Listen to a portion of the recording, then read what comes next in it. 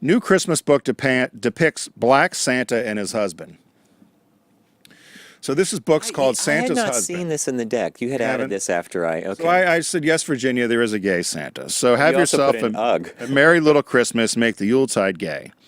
So Santa has left Mrs. Claus for a Mister in the new children's book, Santa's Husband. This came out in October, and in which a black Santa is married to a white Mr. Claus. So it's written by Late Show.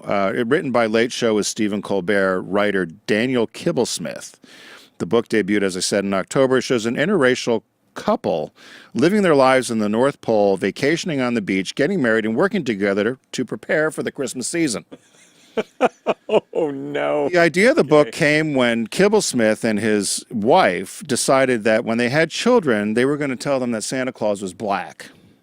So if they ever saw a white Santa at the mall or something, they would tell the kids that that was Santa's husband. Okay. I don't know why. So I don't know why. he said the book was inspired in part by Megyn Kelly's comment on her Fox News show in 2013 when she vehemently said that Santa was white in response to an article claiming that Santa shouldn't be white because it excludes non-white children.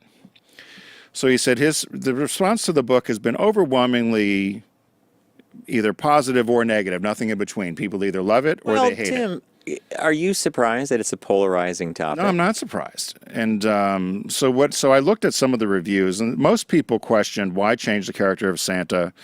Why not just be more creative and create a new story and leave the legend alone? Leave the legend of Santa alone. Some guy writes here, I'm a gay man, and honestly, the book is pretty patronizing and obviously meant to take two sweet things, the image of Santa and the love between two adults, and use them as a political tool and polarize people.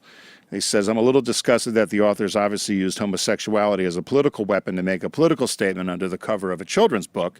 On a positive note, the art's done well. On a positive note, the art's done well. My favorite response was, this book is a modern-era college campus politically correct pamphlet solely intended to spite a decent, fun-loving, time-tested tradition. If the author really wants to be provocative, he should have done it like a champion. Put gay black Santa in a wheelchair and replace his reindeer with Toyota Priuses.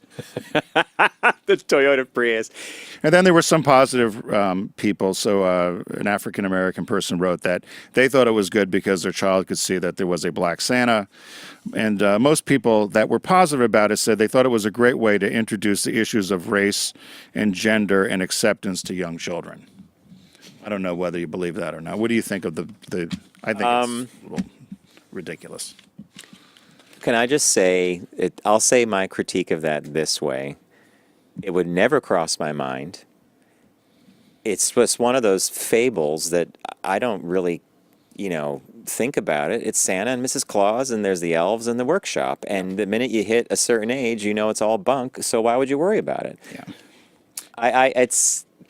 I see what's behind it. I get that.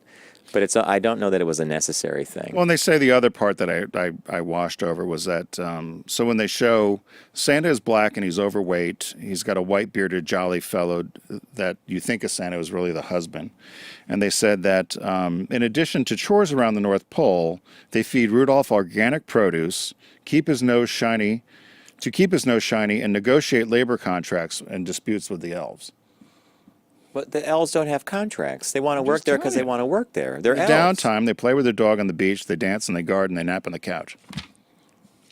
Merry Christmas. What a random sample.